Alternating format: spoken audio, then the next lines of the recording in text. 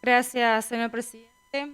Hace más de 2 semanas tocó peregrinar por varias comisarías y unidades judiciales buscando el paradero de 2 repartidores que habían sido detenidos por la policía frente al Patio Olmos luego de una manifestación completamente pacífica en defensa de sus fuentes de trabajo por mejores condiciones laborales.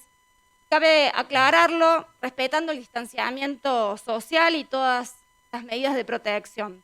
Los buscamos durante horas sin que ninguna autoridad pudiera decirnos con certeza dónde estaban. Y esto de por sí es alarmante, es mucho más el hecho de que se los llevaron por una infracción que no cometieron. Los acusaban de violar la cuarentena cuando todos sabemos que estos repartidores están desde el primer día habilitados a circular. Los tuvieron 8 horas privados de su libertad, incomunicados, sin poder siquiera ir al baño. Y cuando los dejaron ir a la madrugada, durante varios días, les retuvieron sus instrumentos de trabajo, la moto, la mochila. Lo peor de todo fue que al principio quisieron llevarlos por resistencia a la autoridad. Los detenidos tuvieron que escuchar cómo el comisario Cargo creaba en voz alta la versión que tenían que sostener sus colegas, pero finalmente desistieron cuando un policía apuntó que había varias personas que habían filmado el hecho. Este caso, gravísimo, lamentablemente no es un caso aislado. Acá se ha dado vía libre y responsablemente un montón de actividades económicas no esenciales. Son decenas de miles los trabajadores que tienen que volver a trabajar por presión de los empresarios. Y no solo de los empresarios.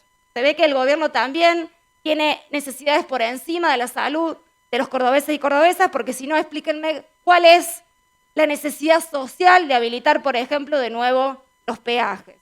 El supuesto cuidado de la salud es selectivo por parte del gobierno, porque no les preocupa, no les molesta si hay jubilados haciendo cola, si hay personas para cobrar la IFE, pero sí reaccionan y de manera absolutamente desmedida cuando los trabajadores reclaman y manifiestan por sus derechos. Como dije en la sesión pasada, abrieron irresponsablemente el aislamiento, pero parece que pretenden mantener en cuarentena permanente a la protesta social. Justamente acá en esta provincia, donde tenemos el índice de pobreza por encima de la media nacional, los índices de desocupación por encima de la media nacional, la precarización crece, justamente acá pretenden que los reclamos no salgan a la calle. Reprimieron a los trabajadores de Arcor, a los repartidores, a los municipales de Jesús María, de Córdoba Capital. Incluso han querido amedrentar a compañeras del Ni Una Menos que se han acercado al Polo de la Mujer. Y a esto tenemos que sumarle algo muy preocupante, y es que tuvimos que escuchar a un comisario decir muy suelto de cuerpo en la prensa que están espiando a la población a través de las redes sociales para detectar y sofocar manifestaciones. Parece mentira, pero a esta altura tenemos que aclararle al gobernador Schiaretti que el aislamiento no es estado de sitio y que la pandemia no cancela las garantías constitucionales.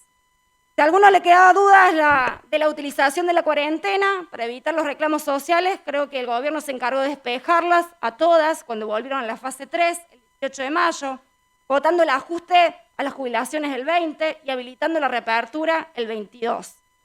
Endurecieron la cuarentena con un promedio de 10,8 contagios por día y volvieron a flexibilizarlo con un promedio de 10,75 casos por día. La explicación era hacer hisopados en 16 barrios de los más de 500 que tenemos en la ciudad de Córdoba. Pero la verdad es que los ataques son tan groseros que ni siquiera estas maniobras logran frenar la enorme bronca popular, y por eso las calles céntricas en el día de hoy se llenaron de miles de trabajadores municipales que están reclamando en contra del recorte salarial de Yarlora, pero también en contra del ajuste a los jubilados. Con estos hechos, señor presidente, que son solo algunos de los que estamos nombrando, pero se están viviendo mucho más en las provincias, creemos que los derechos humanos, laborales y sociales del conjunto de los cordobeses y cordobesas están en riesgo, y esta legislatura no puede quedarse callada. Por eso es de suma urgencia que revean su posición y traten de inmediato este proyecto de declaración.